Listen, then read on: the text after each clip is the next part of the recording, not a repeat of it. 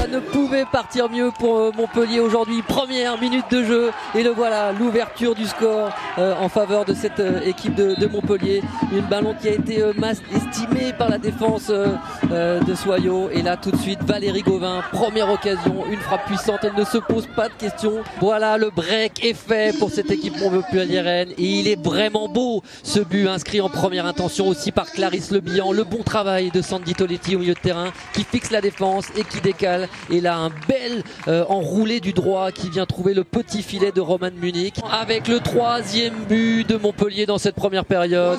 Et il est l'œuvre de la Suédoise Stina Blackstenius qui au second poteau ajuste parfaitement d'un coup de tête la gardienne Roman Munich sur un très bon centre de Marion Torrent. Et c'est également l'image de cette rencontre où on a vu les joueuses de couloir s'illustrer à l'image de Marion Torrent. Et un quatrième but inscrit par Stina Blackstenius qui vient aussi marquer la large domination de Montpellier dans cette première période. Stina Blackstenius qui a pris tout son temps pour venir ajuster l'ensemble de la défense de Soyaux. Stina Blackstenius, la Suédoise, un ballon volé dans l'entrejeu par Valérie Gauvin et à la limite du hors-jeu, la Suédoise est servie et vient ajuster Roman Munich. Ça fait 5-0 pour Montpellier et donc un triplé pour la Suédoise.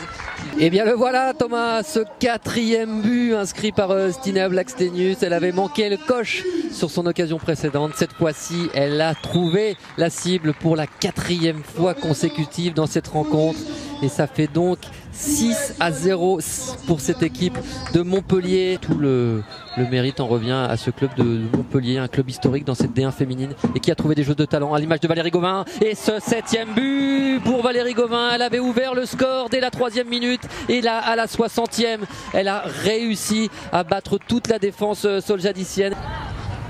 Et ce corner bien tiré, et vous avez eu du nez mon cher Thomas, puisque c'est Lindsay Thomas qui vient inscrire en direct ce 8e but en faveur de Montpellier. Un corner parfaitement adressé par Sandy Toletti qui trouve la tête de Lindsay Thomas et ça fait 8 en faveur de Montpellier. Le festival offensif.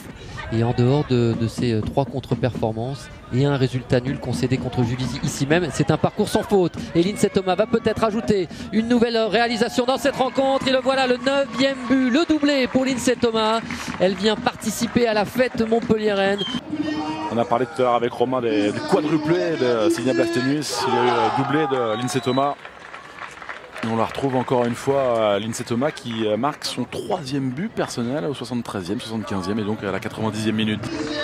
Et oui Thomas, et regardez ces images de joie, regardez la célébration, elles se sont toutes réunies au centre du terrain, elles ont giclé du banc pour aller célébrer toutes ensemble cette qualification pour la Ligue des Champions.